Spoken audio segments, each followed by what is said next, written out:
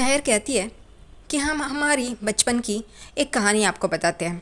यहाँ पे माहित भी बहुत ही गौर से सुनने लगता है। वो कहती है जब हम 5 साल के थे तब अब्बू लखनऊ आने के लिए निकले थे और अम्मी के चेहरे पे उन्होंने 1000 की नोट दे मारी थी और कहा था इससे पूरा महीना चला लो।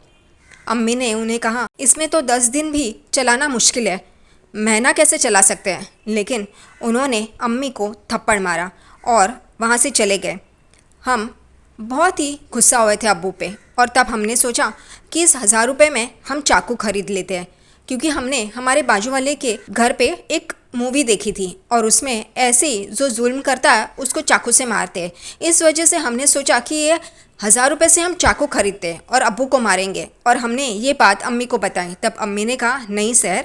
वो मुस्कुराई और कहा हम तो ऐसा हथियार लेंगे जिससे आपके अब्बू कभी मात नहीं दे पाएंगे या कोई भी कभी मात नहीं दे पाएगा।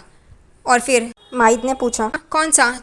तो फिर वो कहती है किताबें और कलम लेके आई अम्मी हमारे लिए, और तब से हमारी दोस्ती किताबों से हो गई। और यहाँ पे माहित बहुत ही गौर से उसको देख रहा होता है और सुन रहा होता है। माहित शहर को कहता है आप तो इतनी दूर चली और आपने वो मुकाम हासिल भी कर लिया। यहाँ पे शहर बहुत ही खुश हो जाती है।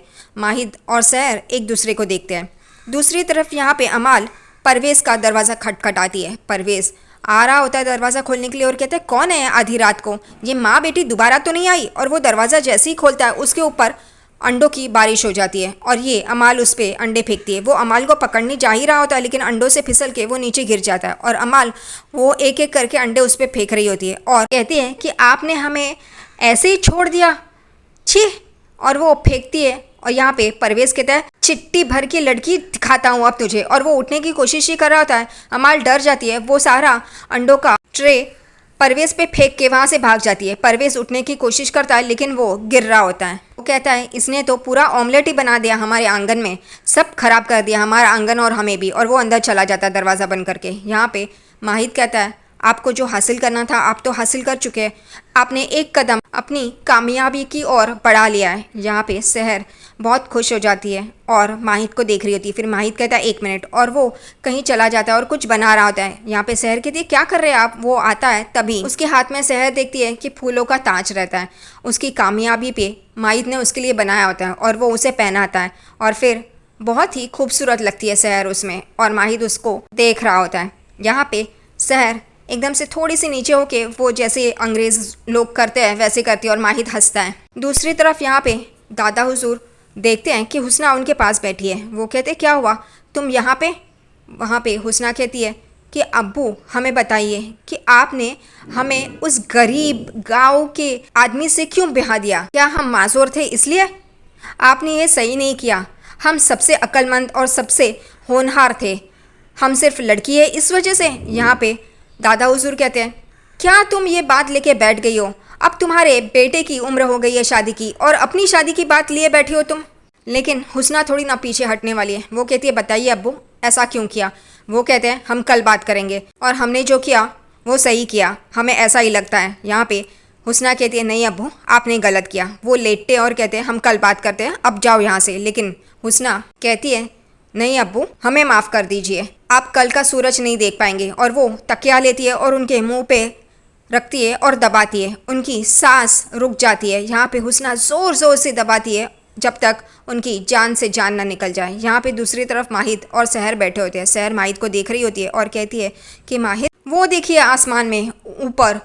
माहित देखने लगता है तो वो उसे वो चांद तारे सितारे दिखाती है और वहाँ पे कहती है देखिए हम क्या लिख रहे हैं आपके लिए। और वो CO ऐसे सब लिख रही होती है और माहित देख रहा होता है उसे। फिर माहित भी कहता है वो L है। वो कहती है हाँ ठीक है लेकिन ये हम आपके लिए तोहफा बना रहे हैं ना, आप बीच में मत बोलिए। उसका हाथ नीचे करती है और फिर वहाँ पे दिखाती है ये देखिए माहित हमने आसमान में आपके लिए कॉन्ग्रेचुलेशंस लिखा है।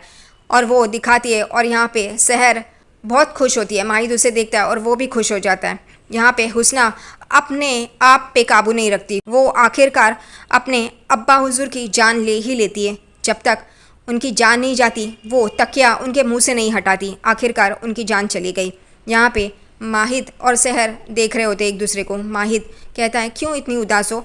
अगर नहीं खाना है तो मत खाओ, ज़बरदस्ती मत करो। वो कहती है नहीं, अगर हमने नहीं खाया और ये पार्टी ख़त्म हो गई तो हमें लगता है कि ये चलता ही रहना चाहिए, ये कभी ख़त्म ना हो। और वो एक दूसरे को देखते हैं, बेचारे दोनों, उन दोनों को वही चाहिए कि ये दोनों अलग ना हो। लेकिन आखिरकार सहर कहती है माहिद 1 महीने के बाद हमारा तीसरा तलाक भी हो जाएगा ना। माहिद और सहर बहुत ही बुरी हालत में होते हैं, वो एक दूसरे को देखते हैं। पर बातों ही बातों में माहिद को कहती है आप हमसे मिलेंगे ना, हम डॉक्टर बन जाएंगे तो आप हमसे मिलेंगे ही ना। माहिद कहता है नहीं। वो एकदम चौंक के माहिद को देखने लगती है।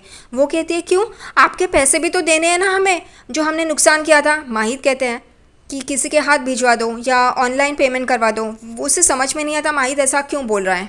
फिर माहिद खड़ा हो जाता है और कहता है हमारा तलाक मुकम्मल होने के बाद आप हमारे लिए नामहरम हो जाएंगी। यहाँ पे सहर उसे देखती है और वो सहर को देख रहा होता है। माहिद कह ही रहा होता है कि फिर हमारा मिलना गलत होगा, और वो कुछ आगे बोले लेकिन उसकी अल्फाज नहीं निकल रहे होते हैं। फिर सहर उसे देखती है और कहती है ठीक है, हम समझ सकते हैं। दूसरी तरफ यहाँ पे हुस्ना यहाँ पे दादा हुजूर के नाक के यहाँ पे अपनी उंगली रखती है और देखती है कि उनकी सांसें बंद हुई या नहीं। और फिर कहती है अब आप कल बात नहीं कर पाएंगे, कल कुछ बोल ही नहीं पाएंगे। सबको ऐसा ही लगेगा कि आप और माहिद एक दूसरे के खिलाफ है और आप जीतने वाले थे, इसलिए कौसर ने आपका कत्ल कर दिया और इससे माहिद पागल हो जाएगा और वो माहिद और सहर ही करने वाले अलग हो जाएंगे और सहर भी उसकी ज़िंदगी से दूर हो जाएंगी। आपने कहा था ना कि सहर ही माहिद के लिए सही है, लेकिन नहीं, अब वो अलग हो जाएगी। यहाँ पे कौसर आपके कत्ल में जेल चली जाएगी,